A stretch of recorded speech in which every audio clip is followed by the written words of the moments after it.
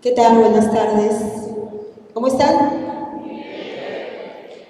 Yo feliz de poder venir a compartir de manera muy humilde las cosas que he ido experimentando a lo largo de estos muchos años. Y nada, quiero hablar un poco sobre educación inclusiva y vamos a empezar, pero a darle sentido a, a este nuevo enfoque y a este cambio de paradigma, porque es importante para poder justamente hablar de una sociedad que aprende a respetar las diferencias. El centro, de hecho, es el lugar, pero el primer espacio de convivencia es la escuela. No hay sociedad que genere y que promueva equidad si no se da a través del primer espacio, que es el entorno educativo. Entonces vamos a empezar. Y para empezar, vamos a darle ahí. ¿Qué vamos a aprender hoy? ¿O qué vamos a intercambiar? Porque muchas de las cosas que yo vengo a comentarles, de hecho, que a ustedes ya les va a ir dando sentido. Y que de hecho que muchas cosas vienen trabajando. Pero, por un tema protocolar, vamos a pensar en esta ruta de trabajo que vamos a realizar hoy. Vamos a hablar sobre qué es diversidad estudiantil. Ojo, desde el marco que el Ministerio de Educación nos da para poder entender, porque todas las escuelas del Perú debemos manejar el mismo sentido de este marco teórico para poder entenderlo, valorarlo e implementarlo en las escuelas. Vamos a hablar de qué son estas aulas heterogéneas. No podemos seguir hablando de inclusión si no entendemos que nuestras aulas ya son heterogéneas, ya hace muchos años, solo que ahora de pronto le estamos dando más sentido. Vamos a hablar sobre algunas normas nacionales porque es sumamente importante entender cuál es esa ruta que el Ministerio ha ido implementando sobre cómo atender esa diversidad estudiantil. Y es porque también, a lo largo de estos años, estamos hablando que para el 2025, todas las escuelas en el Perú deberían tener un servicio de apoyo educativo que acompañe a la comunidad a poder atender a esa diversidad estudiantil, pero sobre todo a transformar las comunidades educativas, que de hecho ya se vienen transformando. Vamos a hablar sobre el servicio de apoyo educativo, vamos a hablar sobre el DUA, ¿qué es el DUA? ¿Por qué el DUA? Ahora, en estos tiempos, ¿por qué? ¿Cuál es el sentido del DUA? Para decantar en todos estos aspectos en las metodologías. ¿Okay? ¿Y por qué hablamos de metodologías activas? ¿Por qué tenemos que pensar en esas metodologías activas que lleguen a la necesidad de todos los estudiantes? Entonces vamos a empezar. ¿Qué entendemos por aulas heterogéneas? Piénsalo, si quieres, conversalo con tu compañero de costado. Y es que el mundo ha ido cambiando. Los movimientos sociales, culturales, económicos, políticos, ha hecho que las organizaciones civiles vayan levantando su voz a entender que el mundo es diverso y que si todos tenemos los mismos derechos, y es más, tu hijo, tu primo, tu hermano, tu estudiante, tu sobrino, tiene el derecho de desarrollar un proyecto de vida, ¿cierto? Y para desarrollar ese proyecto de vida, necesita transitar más allá de sus características y necesidades por los entornos educativos, no solo educativos, también técnicos, ¿por qué no universitarios?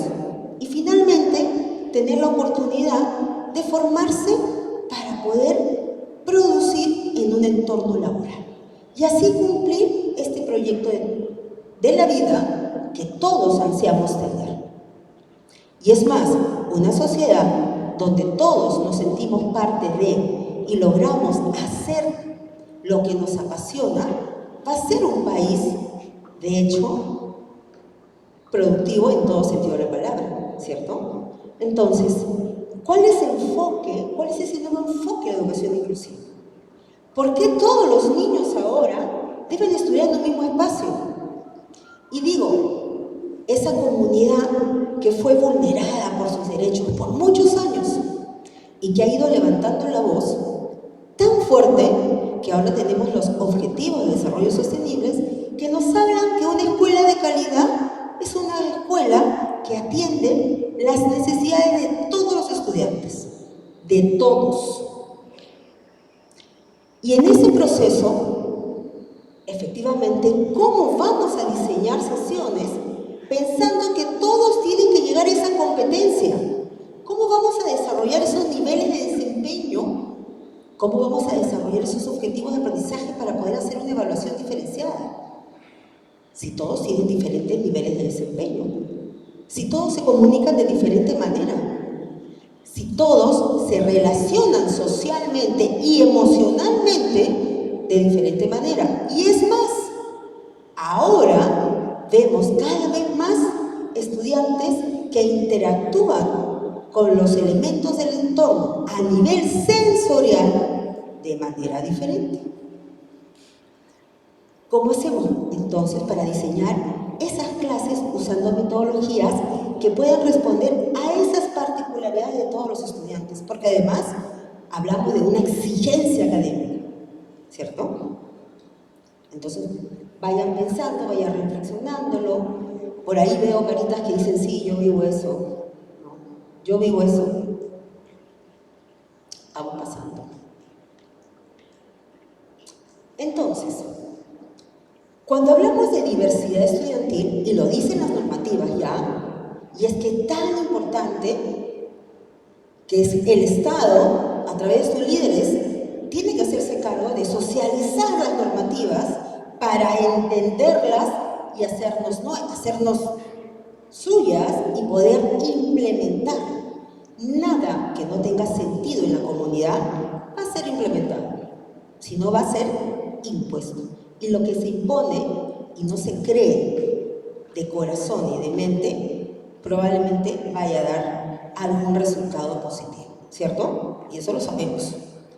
Entonces, cuando hablamos de diversidad estudiantil, estamos hablando que todos tenemos un cerebro que de pronto, en cuanto a forma y funcionamiento, probablemente sea muy parecido.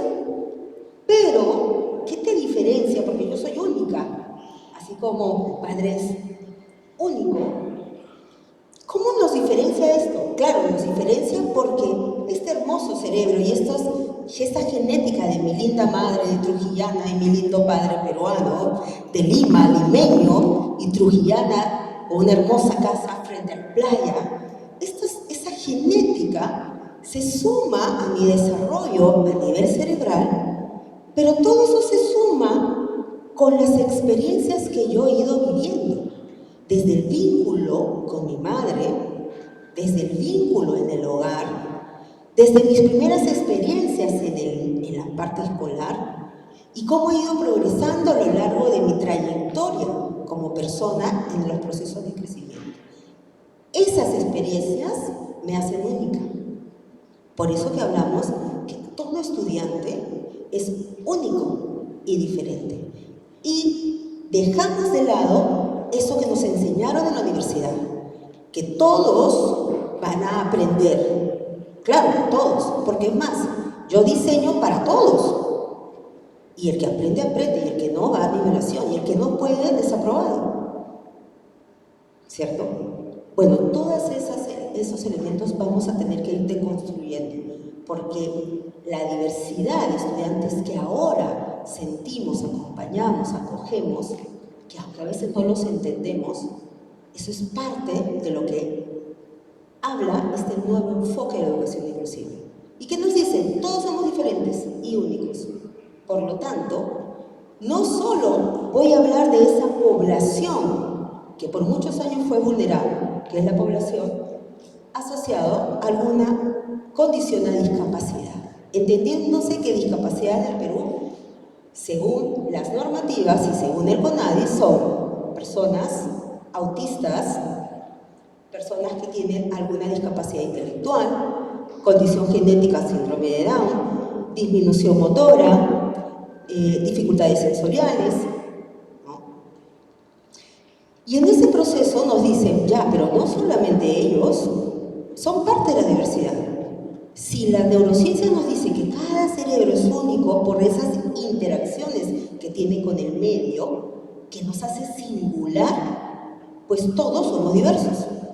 Porque todos tenemos necesidades, ¿cierto? ¿Quién necesita lentes para mirar de cerca? Levanten la mano. ¿Quién necesita de pronto, ¿no?, poder hacer ejercicio todos los días porque llega con mucho nivel de estrés y aunque tenga que caminar de un lado al otro, es parte de mi descarga emocional a través de una descarga física? ¿Quién necesita? ¿Quién necesita bailar? ¿Quién necesita comer? ¿Quién necesita venir a estos espacios para nutrirnos? ¿No? Entonces, definitivamente, cuando hablamos de diversidad estudiantil, estamos hablando de que todos los estudiantes tienen necesidades. Necesidades emocionales, de aprendizaje, de lenguaje, conductuales, de salud mental, que cada vez vemos más. Es decir, de movimientos migratorios que se están dando y cada vez más, y tenemos a nuestros compañeros venezolanos que ahora ya, según las datas, nos hablan que es una población vulnerable, ¿cierto? De todos y cada uno de nosotros hablamos de esa diversidad. Entonces nos queda claro que cuando hablamos de diversidad estudiantil estamos hablando de todos los estudiantes y que todos, no solo los estudiantes con alguna condición de discapacidad, se consideran inclusivos. La palabra inclusiva hoy va a ir cambiando, porque ya de por sí, si todos somos diferentes, ¿por qué tendría que yo decir que una persona TEA es una persona inclusiva? Tiene que ser incluido a mi sistema. Si todos ya de naturaleza somos diferentes, y hay una palabra clave que es la variabilidad humana. Y, como bien nos han dicho hoy día, todo el carisma que tiene cada una de estas escuelas habla sobre el respeto de la dignidad humana, es decir, el respeto por esa variabilidad. Todos somos diferentes. Pero para eso hay que deconstruir creencias, ¿no es cierto? ¿Y por qué he puesto esta nena? Esta nena es una niña que tiene una condición genética, síndrome de Down. Pero esta nena, desde que nace, acompañan a los padres de familia a entender que esa expectativa de este bebé, como tenemos todos, de alguna manera de pensar que van a venir sanitos, que van a ser bonitos y todo lo que a veces imaginamos, ¿no? Cuando nace una bebé con esta condición, es todo un proceso para la mamá y el papá entender. Porque además, muchas veces en los hospitales no hay ese don humano, te dan y te dicen las cosas, ¿no? Entiendo por la misma forma de vivir la profesión, te lo dicen. Pero esta familia en particular pasa por un proceso de aceptar, y se llama duelo, de entender que mi niña viene con una condición. Pero además, ese espacio médico, hospitalario, al encontrar una niña con esas necesidades, hacen una evaluación médica profunda, porque por tener esta condición genética, probablemente algunos sistemas de su cuerpo tengan que ser observados de manera mucho más específica. Después de eso, acompañan a los papás a entender que sus hitos de desarrollo van a necesitar estimularse de pronto mucho más. Pero también le dicen, tu hija tiene derechos y va a estudiar y tiene que estudiar en el mismo espacio que todos. Y esta foto es de su nido, donde van como todos los niños y hace las cosas iguales que todos los niños, porque ojo, es una persona como todos. La única diferencia es que hay una condición genética. ¿Y por qué la mirada del ministerio nos dice que nuestros niños con alguna condición de discapacidad tienen que tener un entorno natural? Porque los modelos sociales son sumamente importantes para la estimulación. Ella está aprendiendo a leer las situaciones sociales porque todos los días desarrolla ciertas actividades permanentes. Y aprende más de un modelo social que lo que diga la maestra. Entonces, desde esa mirada, tenemos que repensar esas creencias que tenemos cuando hablamos de niño incluido. No existe esta palabra de niño incluido.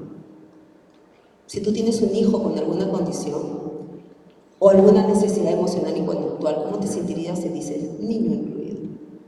Si todos somos diferentes, porque no lo digo yo, lo dicen las neurociencias. Entonces tenemos que empezar a repensar que todos tienen la capacidad de aprender.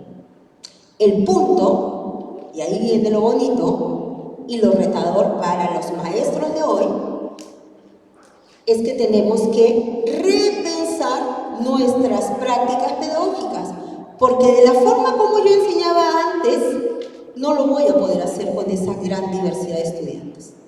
Y ahí entra toda esta cultura sistémica que los colegios desde el ministerio tienen que generar ciertos cambios, sin pensar que vamos a bajar la exigencia. Y ahora les voy a ir diciendo por qué. Entonces, ¿nos queda claro? ¿Todos pueden aprender? ¿Sí? Pero con convicción. ¿Todos pueden aprender? Todos pueden aprender. Nuestro reto es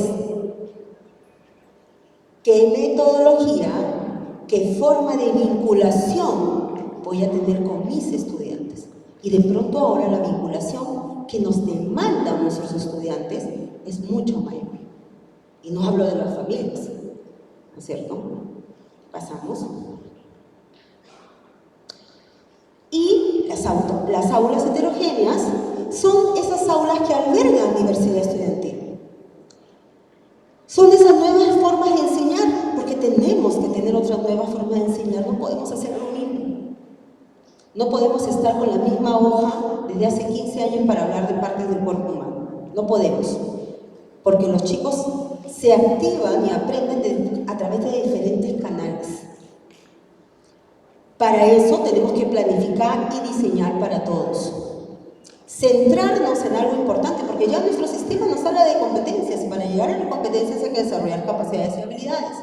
Pero ojo, tengo que definir bien mi nivel de desempeño, porque habrá estudiantes que puedan estar en un nivel de desempeño a diferencia que otro estudiante, aunque esté en el mismo salón, aunque esté en el mismo grado. Y acá vemos una foto, un dibujo de Frato que nos pone una escuela para el 2050. Contacto con la naturaleza, juego, autonomía e investigación, ¿no? Y es algo que nos reta, porque de hecho que la tecnología es muy importante y es un facilitador, siempre y cuando tenga un propósito. Pero necesitamos ahora reconectar a los chicos, ¿no?, a través de experiencias con el entorno, porque ya tenemos esto de la tecnología que es importante, pero que a veces no lo estamos entendiendo ni manejando con propósito. Y miren, es una escuela donde no existe ninguna partecita de esta escuela que sea un espacio para aprender. Y es que una aula que tiene un horario de hoy, desde las 7:45 hasta las 2:45, 3 de la tarde, basta para que un niño aprenda de un horario con otro horario con otro horario. Y es que el cerebro aprende de esa manera, o es que el cerebro aprende en movimiento, en experimentar estímulos sensoriales, experimentar situaciones donde tenga que yo aprender a esperar turnos, a validar lo que estoy sintiendo, ¿no?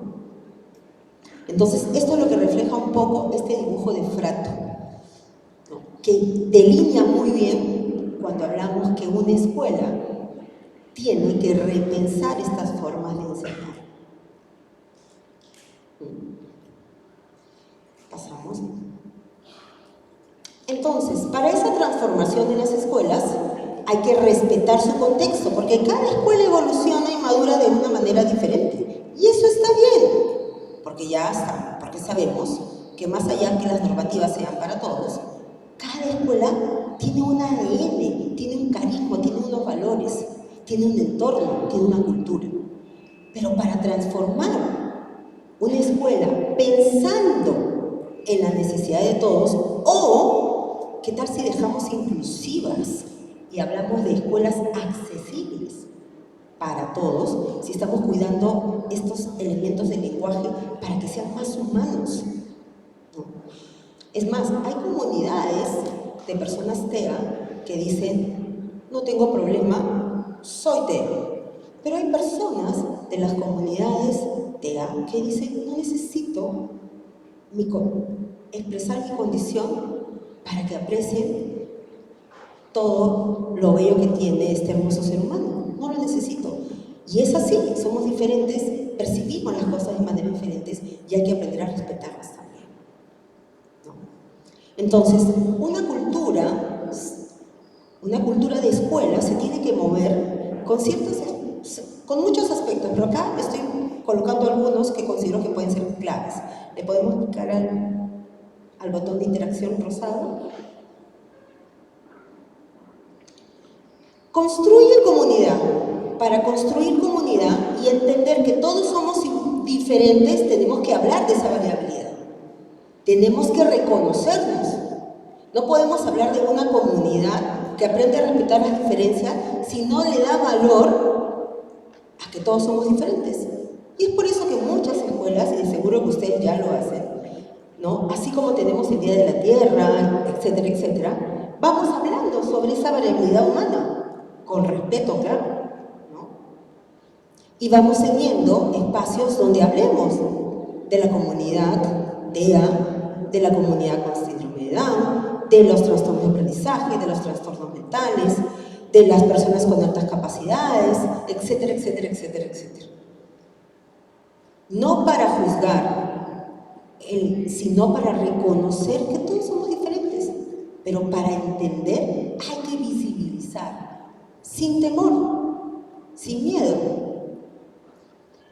Y hay que construir esos valores inclusivos, ¿no? ¿Qué valores yo voy a trabajar con mis estudiantes? Si yo reconozco que en inicial todos somos diferentes, pues aprenderemos a reconocer que cada uno de mis estudiantes tiene diferentes formas de comunicarse, de aprender, de relacionarse. Pero si seguimos trabajando esto en primaria, ya no solamente será que yo me reconozca, porque para reconocer al otro tengo que aprender a reconocerme, tengo que entender mis emociones para convivir con el otro y poder entenderlo. Pero en primaria ya no solamente basta reconocernos, sino decir que esas diferencias enriquecen nuestra convivencia. ¿Cómo? Y hacemos un plan de acción. Y en secundaria, si seguimos esa línea, los chicos de secundaria, que son chicos muy hábiles, con ansias de querer aprender y de descubrir cosas, y ya lo vemos, ¿no? Es aceptar ya este enfoque de derechos, que ellos conozcan los colectivos, que conozcan las normativas, porque es la única manera de que ellos puedan entender, ¿cierto? Pero no solamente vas a construir nuestra cultura, sino también trabajar políticas. ¿Cómo vamos a manejar la atención de nuestros niños que tienen, o nuestros adolescentes o jóvenes que tienen una necesidad de aprendizaje emocional, de salud? ¿Qué pasa con los chicos que por salud tienen que salir del sistema? ¿Dejamos que se vayan? ¿O qué podemos hacer? Porque es parte de acompañar a este estudiante. ¿Qué pasa si un joven tiene un trastorno alimenticio? Si está en depresión, bueno, pues no cumple, se van, ¿no? O simplemente no quiere venir al colegio. ¿Qué plan de acción hacemos para acompañar a ese estudiante? Todo eso es diversidad, ojo. Entonces, cuando hablamos ya de políticas, tenemos que desarrollar ¿no?, nuestras políticas que tengan claro en cómo vamos a manejar estos procesos con nuestros chicos. ¿Cómo vamos a diseñar? Si yo tengo estudiantes con alguna condición de discapacidad, sí tengo que de pronto, dependiendo su demanda, hacer algunos ajustes dentro de la misma programación. O tengo que hacer ajustes a mis eventos, si yo estoy haciendo olimpiadas y todos tienen que acceder, participar y lograr aprendizajes, ¿cómo voy adecuando?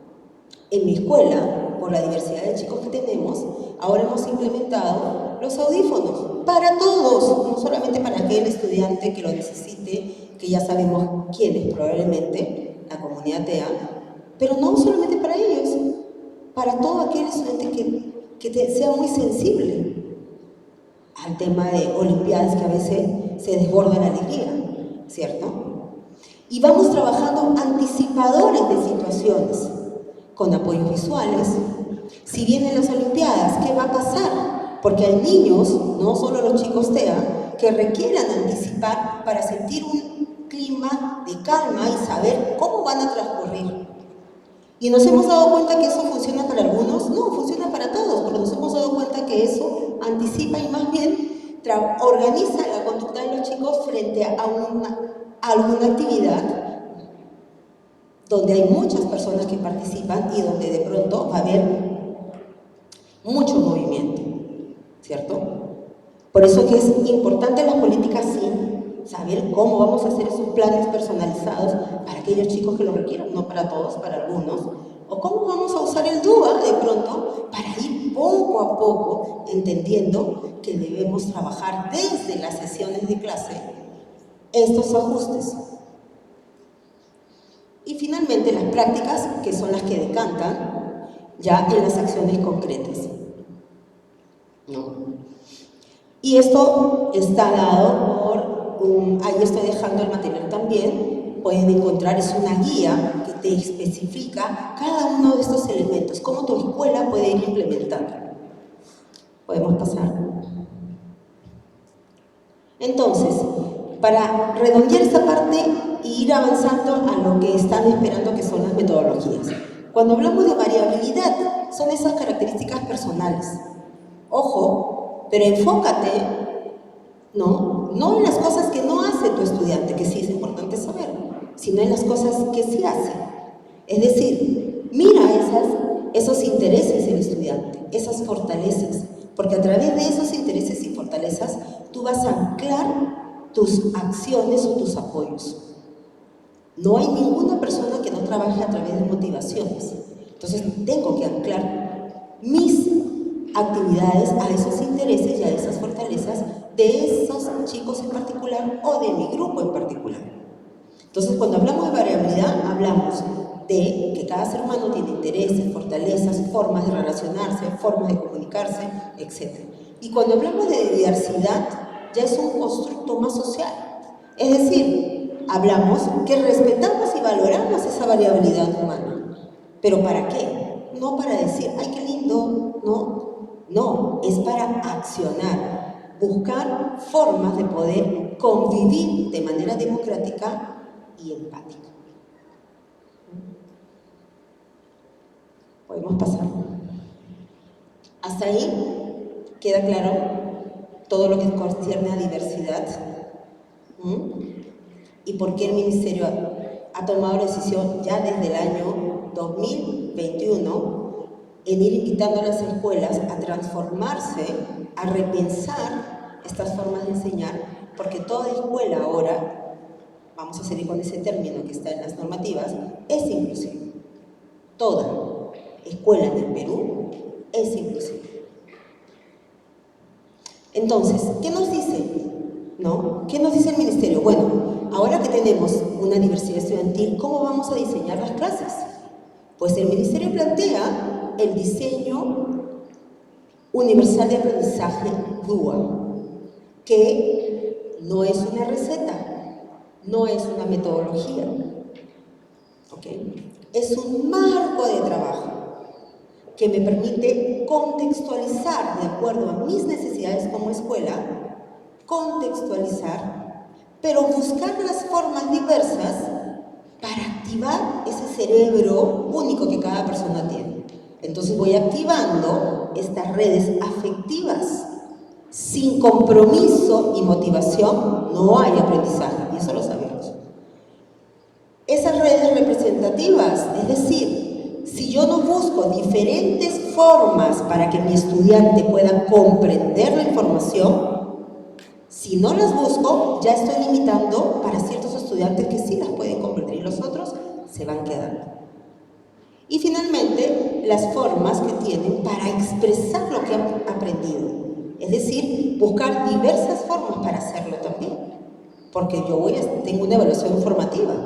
Entonces, puedo tener la posibilidad de evaluar de acuerdo a mis objetivos de aprendizaje, pero teniendo en claro las formas más funcionales para que esos estudiantes puedan expresar lo que han aprendido.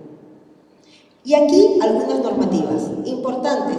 2021 se amplía el enfoque sobre educación inclusiva, donde dice que todos somos diversos, todos pertenecemos a ese sistema inclusivo, si quieren hablarlo así o decirlo así, porque todos somos diferentes y no podemos definir a un ser humano por su condición, ni genética, ni intelectual, ni sensorial, no. Y cambiamos el foco de un modelo médico, de hablar sobre diagnósticos, sino hablar sobre, sí, demandas de esos estudiantes, pero mirando siempre las fortalezas y los intereses.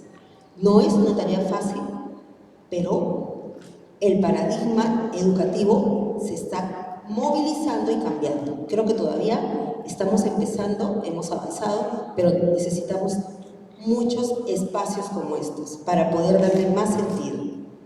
En el 2022 se da el Plan Marco de Educación Inclusiva, es decir, ¿qué acciones?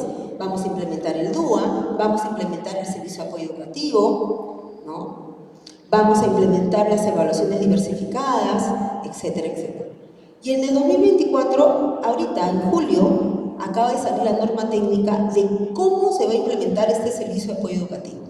Porque ya entendemos que necesitamos un grupo de profesionales, aunque sea al menos 2 para iniciar, que acompañe al psicopedagógico, que acompañe al área académica, que acompañe al área pastoral, para poder hacer esas transformaciones y acompañar a los maestros en estos diseños y puedan ajustarse a las necesidades de todos.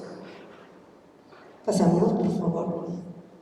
Entonces, vamos a quedar claro que aulas para estudiantes promedios ya no existen.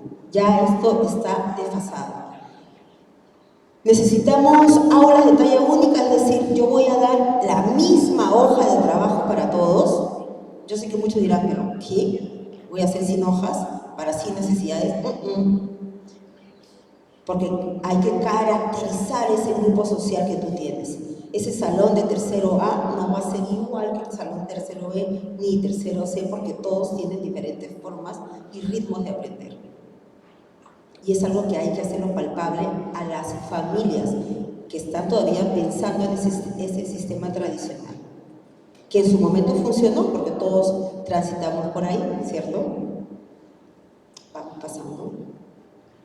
Entonces, diversidad es entender que cada persona es única y que toda relación debe basarse en el respeto para lograr una convivencia armónica y justa. Nuestro país es muy diverso, hasta geográficamente, culturalmente, socialmente. Pasamos. Pero además nos dicen que las habilidades de la última generación, porque no podemos perder de vista nuestra exigencia académica, porque la escuela es para desarrollar habilidades cognitivas, sociales, emocionales, etcétera, etcétera, nos hablan que cuando hablamos de conocimiento, el estudiante tiene que conocer, pero entender para manejar esa información. Si no usa esa información en una situación, se quedó en mero aprendizaje por memoria. La memoria es importante, pero si no la extrapolo en una situación significativa y la uso. Y tú me dirás, pero a ver, ¿qué pasa con esta nena de condición genética y de síndrome de Down que tiene también una discapacidad intelectual? Ah, pero ella no va a poder hacer eso, claro, pero de acuerdo a su funcionalidad. ¿Y qué es de acuerdo a su funcionalidad? De pronto su dificultad intelectual no le va a permitir abstraer todas las operaciones matemáticas, pero, y ahí entra mirar las diversas formas que tiene un ser humano para poder aprender y funcionar en la vida. Pero claro, pero sí puede haber una calculadora que le permita a ella entender ese sistema operativo, ¿cierto? Y va creciendo y tendrá su teléfono, que ahora los teléfonos son maravillosos y que nos permiten también funcionar. O sea, todo es factible, solo que hay que diseñar lo que los estudiantes necesitan. Habilidades, uso del conocimiento para resolver situaciones. Actitudes, involucrarse con ese entorno. Ya nos está pasando factura, todo lo que hemos vivido, todo lo que está viendo, los huracanes, todo nos está pasando factura, porque no somos conscientes de la acción que hemos tenido frente a la naturaleza, ¿cierto? Metas de aprendizaje. El ser humano tiene que tener la capacidad de adaptarse para propiciar su crecimiento personal y alcanzar sus metas. Una persona que triunfa ahora es aquella persona que tiene la capacidad de adaptarse a situaciones. Claro, ¿y un estudiante TEA puede hacer eso? Si es poco flexible, es muy rutinario, claro que sí, porque tenemos que ayudarlo a que dentro de su funcionalidad aprenda a tener respuestas adaptativas. Como por ejemplo usar los audífonos cuando él se da cuenta que hay mucha gente y eso lo desorganiza. Cosas funcionales, ¿cierto? Entonces, estas son las habilidades de la última generación. Y es algo que se ha ido replanteando. ¿Podemos pasar? Entonces, nos vamos a estas metodologías activas. Si necesitamos repensar, vamos a ir pasando. Las metodologías activas se consideran que hay 3 principios. Pueden haber más, de hecho que hay más, pero acá yo les traigo algunos. Primero, que el estudiante es protagonista, por lo tanto tiene que experimentar, no solo escuchar. No, solo escuchar ya no es necesario, no solo es necesario. Tiene que experimentar, tocar, palpar, salir. Si estamos hablando de la naturaleza, si estamos hablando de un concepto abstracto, tiene que experimentar para entender los procesos. Es el aprendizaje social, por esto es importante el trabajo colaborativo, de 2, de 3, de 4, y todos aprenden por imitación y modelación. El aprendizaje significativo si está dentro de los intereses de los estudiantes y del contexto. Si yo tengo un grupo social muy activo y muy deportista, puedo usar sus intereses para resolver situaciones problemáticas. Si estamos hablando de fútbol, puedo usar tablas estadísticas, ¿no? Relacionarlo con cosas que están centrados en su interés. No digo que siempre, pero para enganchar esa motivación puedo empezar con esos elementos. Pasamos. Y en la práctica hay muchas metodologías activas. Dependerá, ¿no?, del carisma de cada colegio, de la naturaleza de tu grupo social y de la naturaleza también del curso que estén trabajando, o del área que estén trabajando, o del desarrollo de la competencia que estén trabajando. Tenemos el aprendizaje por descubrimiento, ¿no? El estudiante, hay un entorno, hay un propósito definido y hay una intención que el maestro va generando para que ellos después descubran, y el maestro es un mediador y termina perfilando ese concepto o ese elemento que van a trabajar. Tenemos la gamificación, todo con control, ¿cierto? Todo con propósito. Es como a través del juego puedo enganchar al estudiante para poder interiorizar ciertos elementos. Pasamos. Tenemos el aprendizaje basado en proyectos, que es lo que estamos usando. De pronto las escuelas le están dando más sentido. Tenemos el aprendizaje por servicio, que muchas de ustedes, o casi todas, lo hacemos. Las escuelas católicas trabajamos mucho esto de aprendizaje por servicio. Y es un bonito espacio como para, de alguna manera, darle más sentido a esto, ¿no? Y generar aprendizaje, ¿no? Tenemos también, vamos pasando por favor, ya me quedan 2 minutos. Tenemos también el aula invertida, que es otra metodología, ¿no? Que tiene que ver con, siempre y cuando hayamos, de alguna manera, hemos trabajado con este grupo, hemos entrenado algunas habilidades para llegar a esto del aula invertida, ¿no? Como yo activo, ¿no? A través de que ellos puedan aprender a indagar con ciertos elementos que yo voy a brindarles con la estructura, con la finalidad de que vayan luego con información ya al aula a poder trabajar ese nuevo concepto. Ellos indagan primero y luego vamos al aula a sostener ese elemento que han investigado. Formas diversas, como ven, hay. Dependerá ese grupo social, esa área, ese curso, esa competencia. Sigamos. Y el DUA es un marco de trabajo que busca eliminar barreras, identificar por qué este grupo social, ¿no?, le está costando tanto aprender las tablas de multiplicar. ¿Cómo identifico las barreras? Las barreras nunca están en la persona, están en el entorno. Están en la acción que hace la persona para tomar una decisión. Pasamos, por favor. Y hay una nueva versión del DUA, ¿no?, que acaba también de salir en julio, y nos hablan sobre estas 3 grandes redes, nos hablan sobre diseñar espacios educativos que se centren en los intereses para lograr que los estudiantes, para lograr que los chicos persistan en la actividad. No lo dice el DUA a través del CAS, que es la organización mundial que diseñó el DUA, ¿no?, sino esto está basado en neurociencia. Pero también nos dice que es en las comunidades, que es en los espacios donde los chicos van aprendiendo a reconocerse para generar su propia identidad. Miren, qué fuerte. La escuela es responsable, es la primera vía donde el chico va encontrándose y va desarrollando su identidad. Pero también nos dice que es importante diseñar y que esas sesiones de clase puedan tener estímulos que sean percibidos por todos. Es decir, ¿qué canal auditivo, qué estímulo auditivo voy a brindar? ¿Qué estímulo visual? ¿Qué estímulo manipulativo? Los chicos requieren manipular la información ahora. Y cuando tenemos estudiantes con alguna condición de discapacidad, necesitan, sí o sí, para aprender, manipular esa información.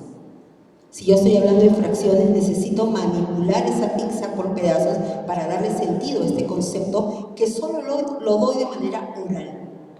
Solo para estos chicos, sobre todo para ellos, pero es mucho más funcional y es más significativo brindar este material para todos. Y la acción e impresión, que tiene que ver cómo vamos a ayudar a que esos estudiantes puedan expresar lo aprendido. Si es un niño que tiene una necesidad de lenguaje, ¿no?, podemos usar videos para que él exprese en su entorno tranquilo, que de repente es el hogar, y que ese video se puede pasar en el salón, puede ser una forma de expresar su expresión oral, ¿no?, que quiero evaluar de pronto. Hay formas, no digo que sea la única y que se dé siempre, hay formas. Cuando hay una variedad de opciones para brindar múltiples medios, múltiples materiales, si yo hablo de una comprensión lectora, tengo que tener un glosario, pero si tengo el glosario y pongo el texto y le doy un icono con la imagen, ese apoyo visual puede ayudar mucho a clarificar. Si yo voy a leer un libro de comprensión lectora, pero entiendo que tengo una diversidad de estudiantes, puedo hacer un reel muy breve con las imágenes importantes de esa historia y anticipo lo que viene en esa historia. O sea, hay formas, y hay muchas formas. Va a depender de la decisión que tomen los profesores para diseñar esos materiales. Y por eso a veces necesitamos reorganizar el área administrativa, porque los maestros necesitan espacios para crear material, para diseñar actividades. Como los aprendizajes basados por proyectos, necesitamos interconectarnos con otras áreas y crear un mundo mágico de ese proyecto para que sea del interés del estudiante, sin perder la calidad de los conceptos que los chicos van a aprender. Pasamos. Y cuando hablamos de DOA, hablamos de distintas formas de poder presentar un material, una experiencia de aprendizaje, una forma de evaluar, formas diferentes de acceder también a los materiales o a las hojas o trabajos físicos, ¿no? Ahora que usamos la tecnología, ¿por qué no usar la tecnología también dentro de las aulas? ¿Por qué siempre hojas de trabajo? ¿No? ¿Por qué no construir cosas a través de la tecnología? Nuevamente, con propósito. Pero esto también nos permite accesibilidad. Las metodologías activas permiten ser accesibles para todos en la medida que diseñemos claramente los propósitos y la ruta de trabajo y la forma de evaluar. Y nos permite, de alguna manera, estas metodologías trabajar por multinivel, porque si tengo varios niveles, tengo un niño que por su necesidad cognitiva de repente va a llegar a este primer nivel de desempeño, pero tengo un niño muy hábil y muy inquieto que necesito, ¿no?, darle otras formas para poder llegar a un nivel de desempeño mucho más alto en un mismo espacio. Y por eso hablamos de personalizar. Personalizar no es dar algo individual a cada persona. Personalizar es darle el recurso de acuerdo a la funcionalidad. Por eso que hablamos de múltiples formas. Y cada vez esto se da más sentido, sí. Una maestra de un salón aprendió que dentro de su grupo social ella trabaja 3 formas de manipular la información, ¿no? Y les ha enseñado a los chicos y le da libertad a que ellos escojan de qué manera quieren presentar el trabajo que han hecho. Y claro, y lo sorprendente es que los chicos que tenían mayores necesidades han ido de encontrar la forma de presentar más fácil, han ido mirando a la más compleja. Y díganme no si esto no es desarrollar aprendizaje.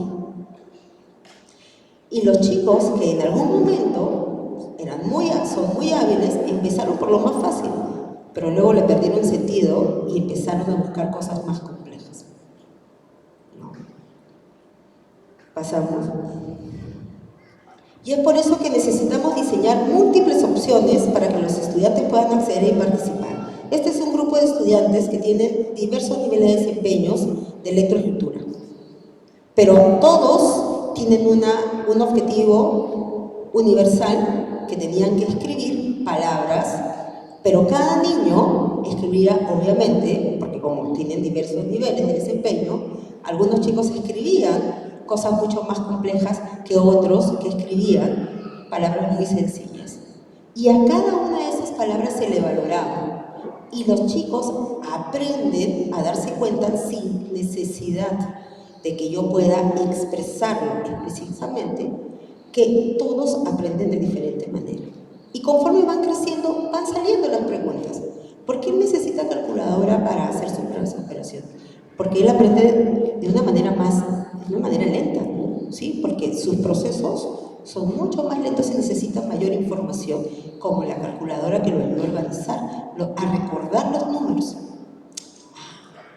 ¿Y yo puedo usarlo? Sí, lo puedes usar, pero luego te voy a retar a que dejes eso, porque sé que puedes hacerlo haciendo tus cálculos mentales, ¿no? Entonces, ¿cómo vamos cambiando también las formas de ver de los chicos? Se reconocen, pero reconocen al estudiante. Pasamos, y ya voy acabando. ¿Cómo vamos encontrando estas metodologías activas?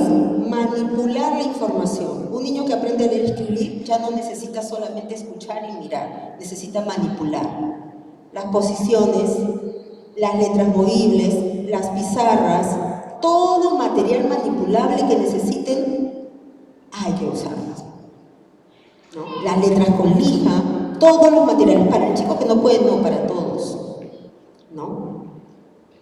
Hay que promover facilitadores y apoyos para el quehacer y la implicancia. Encontramos las barreras. ¿Qué le cuesta más a este niño? ¿Qué apoyo le voy a dar de acuerdo a su nivel de desempeño? Si yo no hago una evaluación diferenciada y pienso que la misma evaluación va a serlo para todos, ya estoy orillando que ese niño que tiene una necesidad de aprendizaje no vaya a rendir.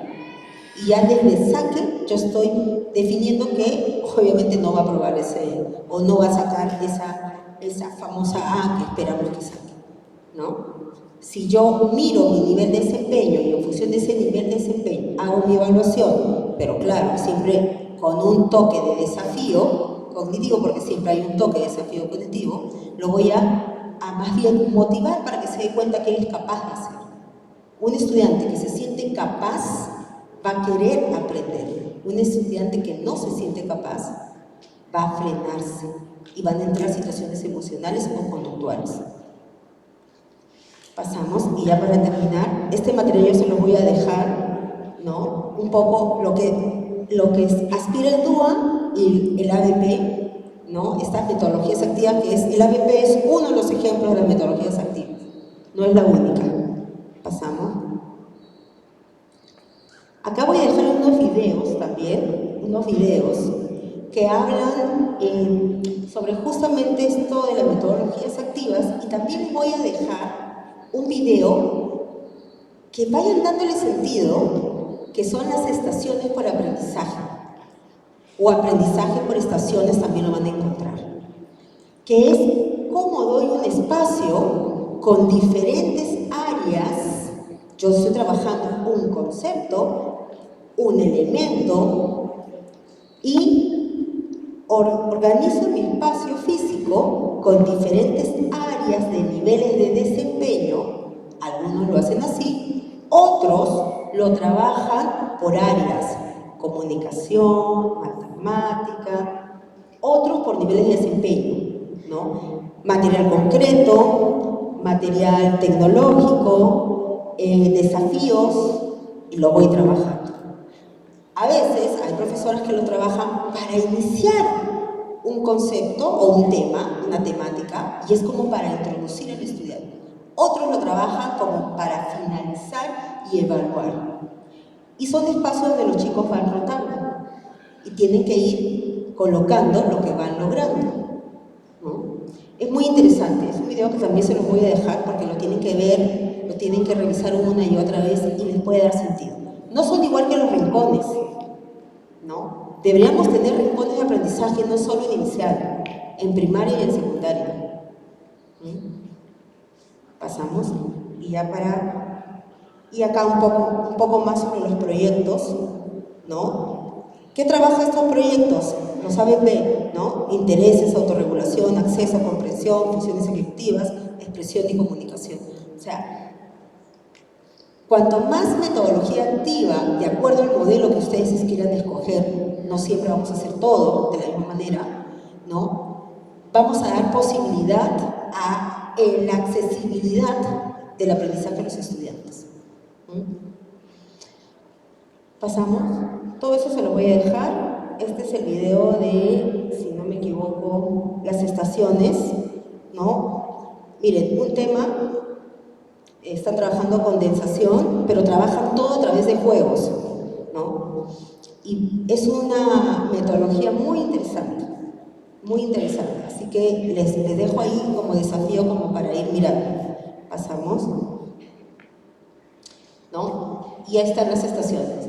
Son espacios de aula en circuitos, son actividades relacionadas a una unidad didáctica y el desarrollo de competencias, porque esa es la finalidad de la escuela, pero se enfoca en desarrollar habilidades específicas con materiales variados y accesibles y de diferente complejidad, ¿no? Puedo empezar con un desafío, si estoy trabajando el tema de las fracciones, puedo empezar con un desafío de menor a mayor grado. Obviamente el que va menor va a ese estudiante. De pronto, el estudiante que tiene alguna necesidad va a empezar con ese ejercicio de complejidad inicial, de pronto, ¿no? Pero la idea es ir desafiándolos poco a poco. Y como se trabajan por grupos pequeños y se van rotando, permite también un acercamiento un poquito más personalizado por parte de los profesores.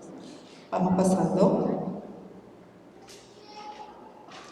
Y bueno, y esto es lo último. Hay un libro que lo escribí con mi compañera Beatriz Duda sobre DUA, así que lo pueden ver. O seguir en las redes, que ahí también se cuelga mucho material, básicamente educativo y para compartir.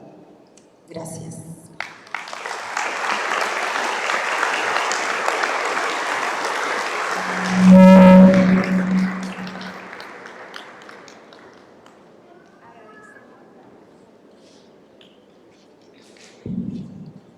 Agradecemos la participación de la doctora Susana. Ahora vamos a proceder con las preguntas. Al momento de ustedes inscribirse, han recibido